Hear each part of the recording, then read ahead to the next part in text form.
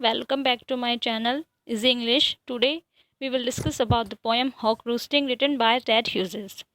Hawk Roosting is from Ted Hughes' second book Lupercal, published in 1960. In this poem, the poet describes the point of view of hawk. A hawk is given the power of speech and thought. And here the hawk is represented as self-centered, egoist and arrogant bird. And hawk is also known as a bird of prey, killing and hitting. So in the first stanza, I sit in the top of the wood, my eyes closed. In action, no falsifying dream. Between my hooked head and hooked feet, all in sleep rehearsed perfect kills and eat. So the first stanza is describing from the point of view of hawk. Seated in a tree top, the hawk is able to look down on the world like a king. वो पेड़ की ऊंचाई पर बैठा हुआ है और वहाँ से वो वर्ल्ड को कैसे देख रहा है, किंग की तरह देख रहा है. Hughes established the hawk's personality in the first line, though by describing it as having its eyes closed. यहाँ पे बताया गया उसकी आंखें कैसी हैं, क्लोज है. मतलब वो जो वर्ल्ड की जो वेस्टनेस है उससे वो कैसा है, इम्प्रेस नहीं है. और ना ही वो अपने ऊंचाई पे बैठने के कारण वो इम्प्रेस है. मतलब उसकी जो आंखें बंद है उससे ये पता चल रहा है कि वर्ल्ड की वेस्टनेस और अपने ऊंचाई पे बैठे रहने वाली ऐसी चीज़ों से क्या है, इम्प्रेस नहीं है. मतलब इन सब चीज़ों से वो अलग है. In action no falsifying dream. यहाँ पे वो कह रहा है कि this hawk has no falsifying dreams about anything being better और worse than it really is. तो यहाँ पे उसके कोई भी ऐसे ड्रीम्स नहीं है जो उसे प्रेरित करे और बेहतर या और ख़राब जो वो कर रहा है वो करने के लिए. Between my hooked head and hooked feet. अब वो यहाँ पर कह रहा है इन लाइन थर्ड, यहाँ पे पोइट ने यूज़ की है एक इमेजरी जो कि इसकी फिजिकल सिंबल को तो बता ही रही है कि उसके जो हेड है उसकी फीट है कैसे हैं, हुक्ड है. तो उसकी फिजिकल अपीयरेंस को तो वो बता ही रही है, साथ ही साथ इस बात को भी बता रही है कि ये जो उसके पार्ट हैं वो कैसे हैं, शार्प पार्ट है. जो कि वो क्यों यूज़ लेता है, अटैकिंग के लिए और किलिंग के लिए. मतलब उसके जो हेड है वो हुक्ड है, वो नुकीला है. हुक्ड मतलब होता है नुकीला. और उसके जो पैर हैं वो नुकीले हैं. यहाँ पर उसने इमेजरी यूज़ की है जो उसकी फिजिकल अपीयरेंस के तो शो कर ही रहे हैं, साथ ही साथ ये भी बता रहे हैं कि ये जो शार्प पार्ट्स है वो किस लिए यूज़ में लेता है, उन्हें किलिंग के लिए और अटैकिंग के लिए. और in sleep rehearse perfect kills and eat. Hawk's claim in line second that it has no falsifying dreams is contradicted by its statement in line 4 that it rehearse perfect kills in his sleeps. तो यहाँ पे बताया गया है कि जो second line में उसने बोला था नो फॉल्सफाइंग ड्रीम्स, तो यहाँ पर वो कोई भी फॉल्सफाइंग ड्रीम्स नहीं देखता बल्कि किस चीज़ को रिहर्स करता है, परफेक्ट किलिंग को, परफेक्ट अटैकिंग को वो क्या करता है, अपने ड्रीम्स में रिहर्स करता है. Now in the second stanza, the convenience of the high trees, the air's buoyancy and the sun's ray are of advantage to me and the earth's face upward for my inspection. This stanza displays a sense of self-importance that matches the hawk's physical position above the world. वो वहाँ पर highest मतलब would के ऊपर बैठा है, tree की top में बैठा है. तो वो बता रहा है कि the convenience of the high trees, जो हाई ट्री की कन्वीनियंस क्या है उसके लिए. द एयर्स बियॉन्सी का मतलब यहाँ होता है उछाल, कि वहाँ पर उसे क्या मिलती है, एक तो हवा में मतलब उड़ने के लिए उछाल मिलती है, एंड द सन्स रे और धूप की किरणें मिलती है. तो ऊंचाई पे बैठे रहने का ये फ़ायदा है उसके लिए कि वहाँ पर उसे हवा की उछाल मतलब ऊपर उड़ने के लिए हवा की उछाल मिलती है और मिलती है sun's ray and of advantage to me. और ये क्या है उसके लिए, are of advantage to me, और ये सब उसके लिए क्या है, एडवांटेज का काम करती है. And the earth face upward for my inspection. और ऊंचाई पे बैठने का उसके लिए फ़ायदा यह भी है कि जो अर्थ है वो उसकी तरफ क्या है, एक तरह से फेस किए हुए है. तो यहाँ पर अर्थ फेस यहाँ पे पर्सोनिफिकेशन का यूज़ किया गया है कि जो अर्थ है वो ऐसा लग रहा है जैसे उसकी तरफ मुंह करे हुए है ताकि वो अपना इंस्पेक्शन कर सके. यहाँ पे सेल्फ इम्पोर्टेंस के बारे में जैसे कि बताया गया है, तो अर्थ है वो ऐसे लग रही है जैसे कि उसने अपना इंस्पेक्शन के लिए, कि मतलब जो हॉक है वो उसका इंस्पेक्शन कर रहा है अर्थ का, और अपना अर्थ ने अपना फेस हॉक की तरफ कर रखा है. My feet are locked upon the rough bark. It took the whole of creation to produce my foot, my each feather.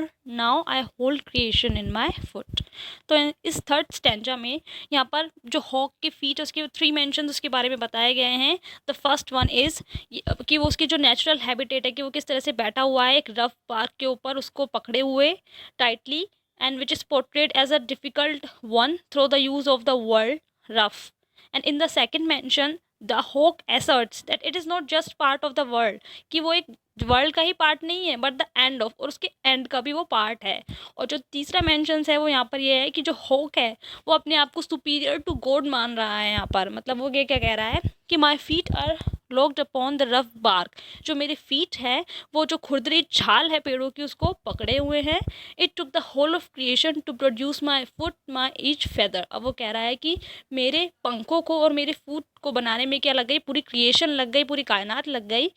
Now I hold creation in my foot, और अब मैंने उस पूरी कायनात को अपने हाथों में पकड़ रखा है। कि वो यहाँ पर एक तरीके से वर्ल्ड का पार्ट तो है ही साथ ही साथ वर्ल्ड के एंड का पार्ट भी अपने आप को शो कर रहा है। कि मतलब उसको जो वो सुपीरियर है, किसके, गॉड पावर, गॉड की पावर के आगे वो क्या है, अपनी सुपीरियरिटी को वो दिखा रहा है।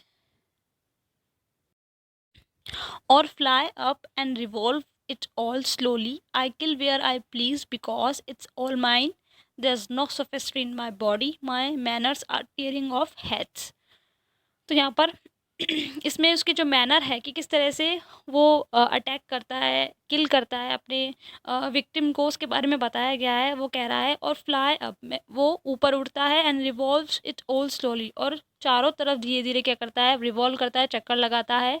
आई किल वेयर आई प्लीज़, और मैं वहाँ पर जहाँ पर मुझे पसंद होता है वहाँ पर अपना शिकार करता हूँ। बिकॉज इट्स ऑल माइन, क्योंकि ये सब क्या है, मेरा है। अब यहाँ पर पोइट ने एक टर्म यूज़ किया है, सोफेस्ट्री।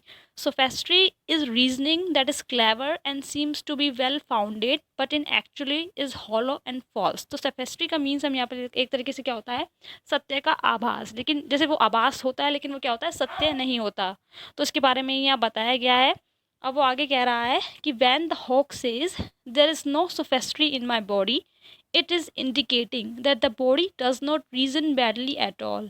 It acts. In this way, the poem seems to express the idea that any amount of reasoning will have some falseness to it, and that the only way to avoid falseness is to avoid reasoning. तो वो यहाँ पर कह रहा है there is no sophistry in my body, कि मेरे जो शरीर में किसी भी तरह की कोई सोफेस्ट्री नहीं है।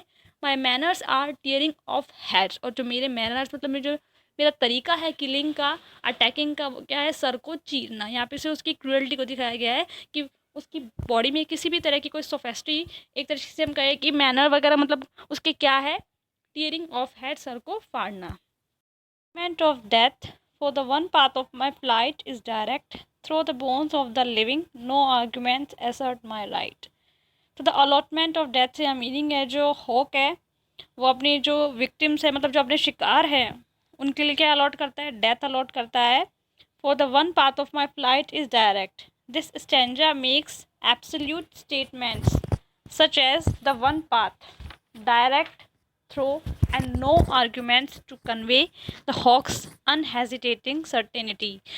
यहाँ पे डायरेक्ट वन पाथ से मतलब ये है कि उसका जो पाथ है वो क्या है, अपने विक्टिम को किल करना, और वो डायरेक्ट पाथ है, उसके लिए कोई भी आर्ग्यूमेंट्स वगैरह कुछ नहीं है। The hawk says that the rights it is entitled to are not the product of any arguments, implying that it has undeniable rights, जिसे कि कोई डिनाई नहीं कर सकता, and that these rights are more important than anything, कि उसकी जो killings के जो राइट हैं वो क्या है, अनडिलाइटेबल है, उनको कोई भी मना नहीं कर सकता, वो डायरेक्ट है। और उसकी जो फ्लाइट है, मतलब उसका जो उड़ान है वो डायरेक्ट, क्यों, किस लिए उड़ान भरता है, वो अपने विक्टिम को किल करने के लिए। Through the bones of the living, मतलब कहने का मतलब ये कि उसकी जो फ्लाइट होती है डायरेक्ट, वो अपनी विक्टिम को मारने के लिए होती है। Through the bones of the living मतलब वो जो जीवित जो क्रिएचर्स होते हैं उनको मारने के लिए। No arguments assert my rights, और किसी भी तरह का कोई भी आर्ग्यूमेंट्स है वो मेरे राइट को डिनाई नहीं कर सकता। वो कैसा है, कोई भी आर्ग्यूमेंट्स उस पर नहीं किए जा सकते मेरे राइट्स के ऊपर, कि मतलब अपने विक्टिम्स को मार के खाना, ये उसका क्या है, एक तरीके से उसका राइट है और उसको कोई भी डिनाई नहीं कर सकता। The sun is behind me. Nothing has changed since I began. My eye has permitted no change. I am going to keep things like this. The image in the last stanza is especially notable because it does not emphasizes the hawk's viewpoint, but specially tells us about something like the sun that's out of the range of the hawk's vision. For the readers, जो कि image कर रहे हैं कि एक hoc को कहाँ पर बैठा हुआ है, वो ट्री ब्रांच पे बैठा हुआ है। और ये जो पोइट ने जो भी बताया अपनी पोएम में, वो रीडर्स को क्या कर रहा है, इमेजिन करवा रहा है कि किस तरह से जो हॉक है वो कहाँ बैठा हुआ है, ट्री की ब्रांच पे बैठा हुआ है। किस तरह से उसके बारे में बता रहा है कि वो एक सेल्फ सेंटर्ड, उसका जो एटीट्यूड है थ्रू आउट द पोएम बताया गया है। And it would mention something it does not seem in unusual. To some extent, the perspective in this stanza इस स्टैंजा में जो पर्सपेक्टिव है is not just the hawk's, ये केवल एक हॉक के पर्सपेक्टिव को नहीं बता रहा भाई, बल्कि एक ऑब्जेक्टिव पॉइंट ऑफ व्यू के बारे में बता रहा है, that is spoken through the hawk's eye, कि एक पर्सपेक्टिव के बारे में बता रहा है, एक हॉक की पर्सनैलिटी, जैसे कि हमने दूसरे स्टैंजा में पढ़ा था। उसके बाद जो इस स्टैंजा है वो बता रहा है कि एक पर्सपेक्टिव के बारे में बता रहा है, मेकिंग टू स्टेटमेंट्स। अब यहाँ पे वो स्टेटमेंट्स दे रहा है, one passive observation and the other an aggressive claim. यहाँ पर एक तरह से वो क्या है, एक ऑब्जर्वेशन तो बता ही रहा है, साथ ही साथ एक अग्रेसिव क्लेम भी बता रहा है। वो ये कह रहा है कि the sun is behind me, मतलब वो इतनी ऊंचाई पे है कि जो सन है उसके पीछे है। अब मतलब वो अपनी पूरी क्रिएशन में वो खुद को अपने आप को सुपीरियर तो समझ रहा है, और यहाँ पे ऑब्जर्वेशन भी चल रहा है, the sun is behind me, जो सन है वो मेरे पीछे है। नथिंग हैज़ चेंज, कुछ भी चेंज नहीं हुआ है, सिंस आई बिगेन, जब से मैंने शुरू किया है, मतलब जब से कि उसने देखा है कुछ भी चेंज नहीं हुआ है। My eye has permitted no change, और मेरी आँखों ने किसी भी तरह के जो चेंज है उसको परमिट नहीं किया है। यहाँ पर वो क्या दिखा रहा है, एक अग्रेसिव क्लेम को यहाँ दिखा रहा है कि मेरी आइज़ ने किसी भी तरह के कोई कोई चेंज को परमिट नहीं किया है, जो भी है जैसा है वैसा सेम है। I am going to keep things like this, और मैं हमेशा ये सब जो चीज़ें हैं उनको ऐसे ही रखने वाला हूँ, मतलब अपने आप को सुपीरियर, अपने आप को एरोगेंट ही वो मतलब दिखाने वाला है, उसको रखने वाला है। तो the final line is pure arrogance, extending the Hawks' previous claims about being the center of all that come before and all that currently exists to include all that will come to be। मतलब जो भी कुछ हो चुका है और जो कुछ भी होने वाला है उसमें वो अपनी सुपीरियरिटी, अपने एरोगेंस को दिखा रहा है कि जिस तरह से वो है वो हमेशा ही वैसा रहेगा। Thanks for watching, please do like, share, subscribe.